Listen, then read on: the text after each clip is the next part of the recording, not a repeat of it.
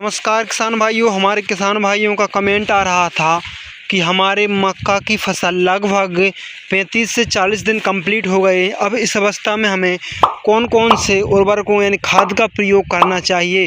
किसान भाइयों, इस वीडियो में हम पूरी डिटेल से जानकारी देंगे कि आपको कितनी मात्रा में कौन कौन से खाद एवं कौन कौन से उर्वरकों का प्रयोग करना है, जिससे कि आपकी मक्का की फसल जल्दी से जल्दी ग्रोथ करे, साथ ही साथ आपके मक्का की उपज भी बढ़ जाए।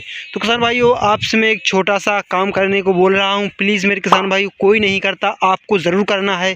इस वीडियो को लाइक करना है और चैनल को तो सब्सक्राइब ज़रूर करना है, क्योंकि आने वाले समय में मक्का, सोयाबीन, गेहूं, उड़द, मूंग और मंडी भाव जैसी बहुत सारी जानकारी आपको इसी चैनल पर बिल्कुल फ्री प्रोवाइड कराने वाला हूं। तो किसान भाइयों, अब हम बात करते हैं अपने आगे आने वाले टॉपिक के बारे में। तो किसान भाइयों, यदि आपकी मक्का की फसल कुछ इस प्रकार से दिखाई दे रही है, तो अब आपको यूरिया, डीएपी और पोटास, जिंक जैसे उर्वरकों का प्रयोग करना है।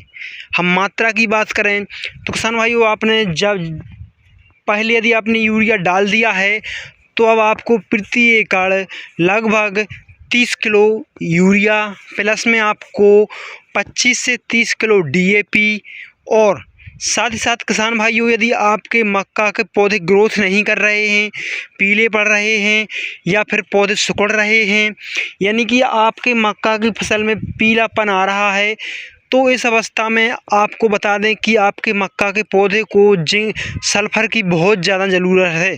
तो आप जिंक सल्फेट का प्रयोग कर सकते हो। यदि आपके मक्का में ऐसी कोई समस्या नहीं है, तो आपको व्यर्थ का खर्चा करने की आवश्यकता नहीं है। यदि आपके मक्का की फसल पीली पड़ रही है, तो आप 20 किलो प्रति एकड़ के हिसाब से जिंक सल्फेट को मिलाकर, यानी कि प्रति हेक्टेयर में आप 20 किलो, यानी कि प्रति एकड़ में आप 7 से 8 किलो प्रति एकड़ के हिसाब से आप जिंक सल्फेट को यूरिया, डीएपी और पोटास के साथ मिलाकर छिड़काव करा सकते हो, जिससे कि क्या होगा, आने वाले समय में आपका मक्के का पौधा है जो अच्छे से ग्रोथ कर लेगा, साथ ही साथ पीलापन दूर हो जाएगा।